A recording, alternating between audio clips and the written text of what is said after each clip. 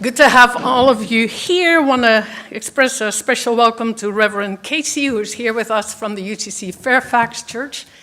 And of course, a welcome to everybody here. Good to see you all. So on Tuesdays, we have a meditation group right here in the sanctuary. I want to invite you to come to that if you are looking for a time in the week to come together with people, to pray, to be quiet. And usually during our meditation group, we check in with one another to see how everybody is doing.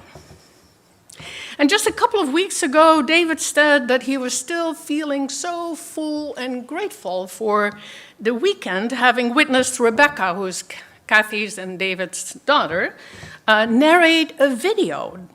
It was during a special event about her work at Square Peg Foundation.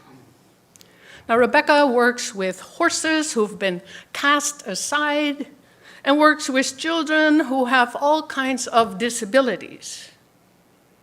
And through the work Square Peg is doing, both the horses and the children are blossoming. Now, from what I know, the Square Peg Foundation operates a stable in Half Moon Bay and in Sonoma, and so they serve quite a few children. But even with all the children they serve, there is a waiting list of more than 100 children wanting to get in on the work. And so some of the parents who were at this special event asked Rebecca, so if we look for another place, what do we need to look for so that we know we have a good place? And so she gave them some information, what to look for, and then she said, make sure that wherever you go, that you find a place with joy and laughter. Laughter and joy. See, if the people are not taking care of the land, if people are not taking care of the horses, you will find no joy. If the children are not given a place where they can be absolutely themselves, you will hear no laughter. There will be no healing. So look for joy, and most likely you will find a place of care, a place with connections, a place of generosity. And in a world that seems to have grown so divisive, so unkind, so void of authentic caring, joy becomes an act of pure resistance. Will you pray with me? God, we give you thanks for gathering us in this place. We give you thanks for the joy that fills our heart just by being here, just in our singing together. So may now the words of my mouth and the meditations of all of our hearts resonate within your spirit. Amen. Now, resistance is a time-honored biblical tradition. The prophets in the Old Testament and Jesus himself stood up to the authorities of their time and declared that God's way is a different way and that God shows us a better way of how to be people together, and that was the way that they were committed to follow. And in the book of Acts, Peter and the apostles explicitly say that we must obey God rather than human authority.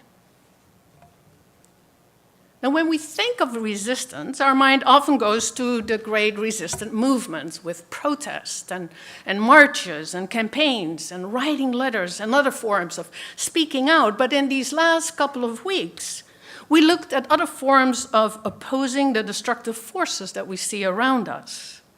We looked at other forms of resistance that can fuel us, inspire us to hold on and to bring about the world that we are really looking for and longing for. We looked at compassion as resistance. How compassion is not a soft response. It is how we stand against a culture that thrives on keeping us divided, that fuels everybody's fear, that keeps us isolated. And we said, if you are one who has a practice, meeting the pain of the world, we need you. We need you right now. We need you to teach us it is possible to swallow what is weighty and still be able to rise. And in the following week, Reverend Ann Jefferson spoke about music as resistance. She talked about the spirituals and how they fueled people's resolve to keep going. and how the spirituals themselves often contain coded language that would warn people or inspire people as they were on their way to liberation, as they were fighting for their freedom. And then last week, we talked about healing as resistance. Healing not just for our own sakes, but also for the sake of the greater good and for the sake of creating more of a world and the future that we would like to see, where all people are considered equal, where all people have a place at the table. And we looked at how decades and decades of protest to take down the dams in the Klamath River finally made that happen, so that the river was about to heal again. The river got restored, and in the process, it also brought healing to the communities who were depending on the river. Today, we will look at joy as resistance. So we heard the words in our centering thought of Audre Lorde, who said, joy gives us the energy for change, gives us the energy to resist the oppressive structures that make us tired and apathetic, that causes this exhaustive oppression that holds us back. But in the face of that paralysis, joy fuels us and becomes an act of resistance. And we can learn from our ancient scriptures how joy can be its own form of resistance to the dynamics of an oppressive empire. When the world causes us to weep, which it does, right? We will remember how joy, even in difficult circumstances, can be a balm for the soul, can be hope for tomorrow. And in the Gospel of John, we hear just a small fragment of the word Jesus speaks to his disciple. He actually speaks for about 4 chapters in our Bible about his departure. And he's preparing them, and he says, things are about to happen that will cause you pain, that will hurt. And then he says, stick with it. Stick with it, because at some point your pain will make way for joy. One of the antidotes to the pain in the world, one of the antidotes to the things that cause you pain is joy. And in Isaiah 35, the prophet is speaking to the people who've been in exile. And he speaks words of comfort and of hope. It's a text that we often use during Advent, when we are reminded that new life is about to be born into the world. And Isaiah in this passage uses the word joy quite a few times. And he says that the wilderness and the dry land, which are metaphors for what people were experiencing in exile, he says the wilderness and the dry land will be glad. It will blossom abundantly, and it will rejoice with joy and singing. And those who will return from exile shall return singing. Everlasting joy shall be upon their heads. They shall obtain gladness and joy. So it seems that what God really wants for God's people is joy. It is similar to what we find in the Gospel of John, where the author said, you shall receive what it is you need. And then it says, you shall receive it so that God's joy will be fulfilled in you, so that you can use this joy to withstand the unjust forces that causes so much hurt in the world, so much hurt in our time as well, so that we can use this joy as fuel to effect change. The author Ingrid Lee has identified several ways that joy functions as an act of resistance. She says joy is a propulsive force. A propulsive force is a force that generates movement. It's a force that actually autocratic regimes have tried to ban. You may not have joy. There was a time when drumming, for example, was banned by the British in Trinidad. And over the course of 4 years, from 1987 to 1991, a series of protests involving mass singing swept across Estonia. Estonia at that point was under Russian rule. And Estonians began to take advantage of their unique and rich cultural tradition, particularly in choral music. to encourage a national reawakening, and it became known as the Singing Revolution. It eventually gained the support of the Republic's ruling Communist Party, which then divided Moscow, at which point the Estonians claimed their independence in 1991. Dictators and rulers of empire know that joy has a propulsive force, that it can move people, and that anything that gathers and channels that energy threatens to upend their desired control of the people. Joy creates unity.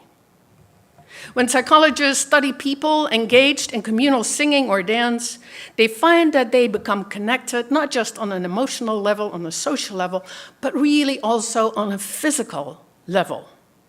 Choir singers' heart rates synchronize. We're going to test that out. We got some heart monitors for after the choir sings today to make sure that their heart rates are synchronized.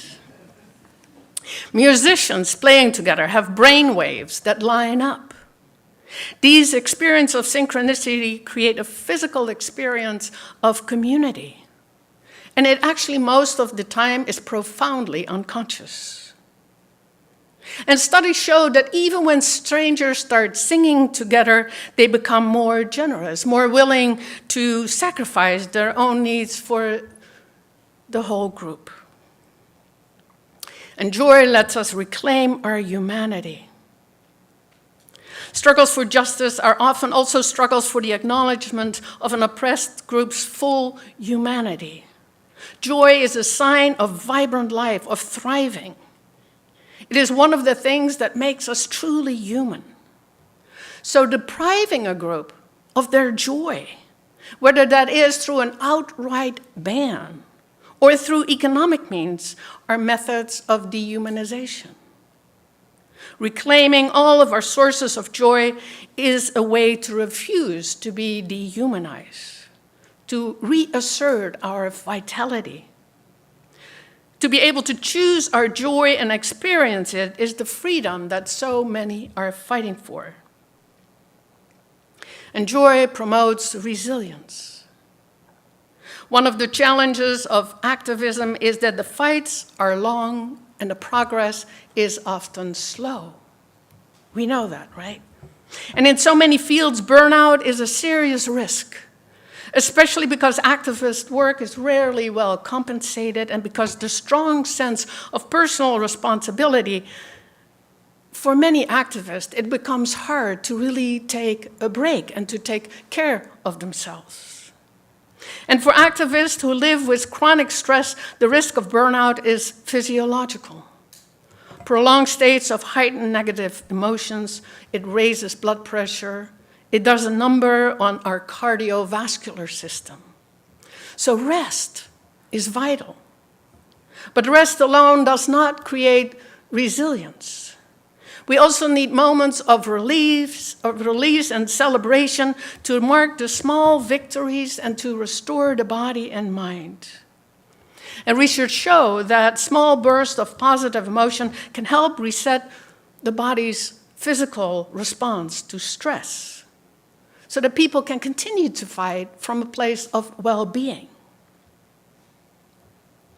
Sensory joy, the joy that we experience through our senses, like walking in nature, like horseback riding, like playing sports, like making love, like getting a massage. All of those forms of care can counteract traumatic and difficult circumstances and can help cultivate the resilience needed to fight oppression. And I think that sometimes when we experience joy, it feels like we have fallen unexpectedly into a place where the world feels just about right. If only for just a few moments. And joy then gives us a glimpse of what is possible, what is desirable, of what it looks like if we follow more the way that God shows us. I started serving an MCC church just now about 20 years ago. It's kind of scary to start naming decades, but yeah. And it was a community with quite a bit of economic diversity. Some people were really well off. And some people were barely making it on SSI or disability income or even less than that. It was and it is also a praying church, just like this church is a praying church. Prayer is real and just about anything can be prayed for. One person with very little means lived about 30 minutes away from the church, and on Sunday she picked up 2 other people who did not have any kind of transportation. But then her car broke down.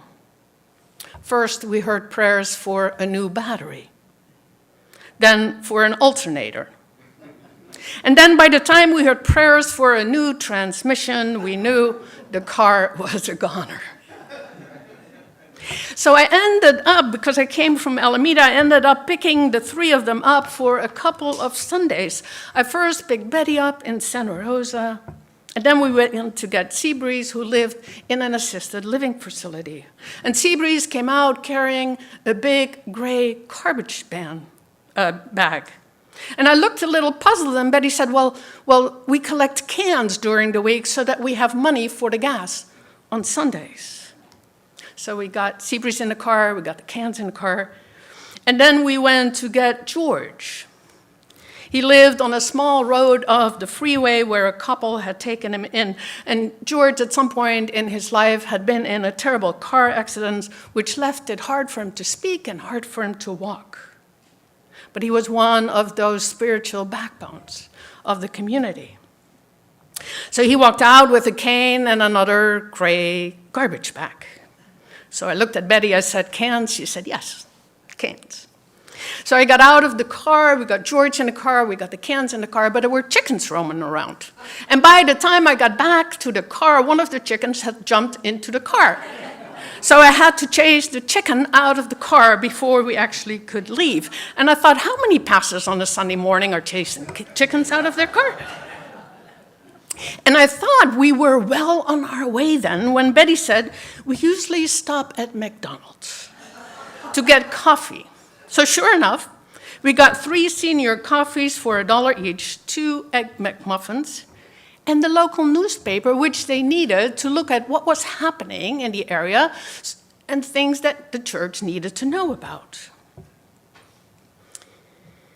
So after we got all that, we turned up the road, and George in the back seat, and he was such a happy man. He said, this is what we do every Sunday.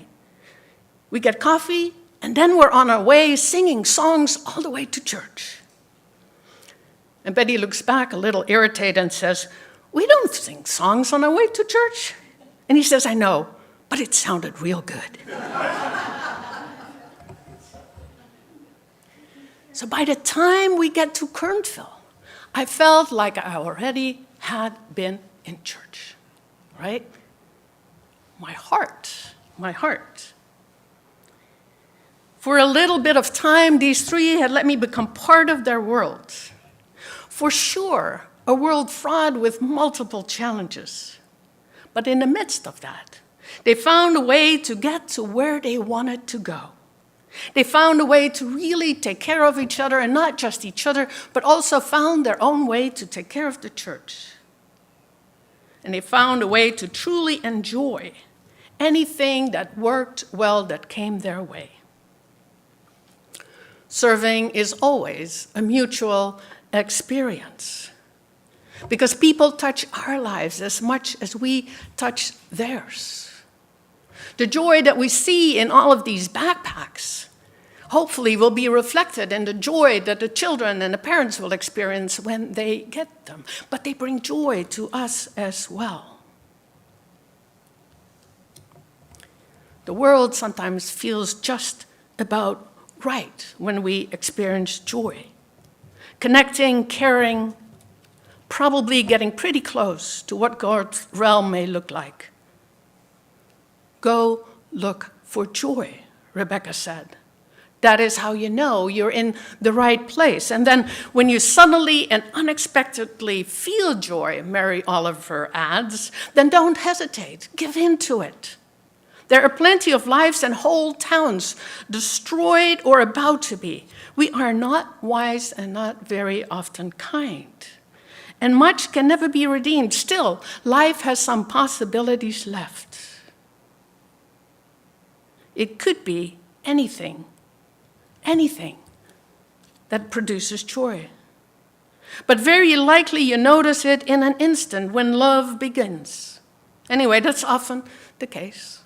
Anyway, whatever it is, do not be afraid of its plenty. Joy is not made to be a crumb. Your joy matters. Joy is not frivolous.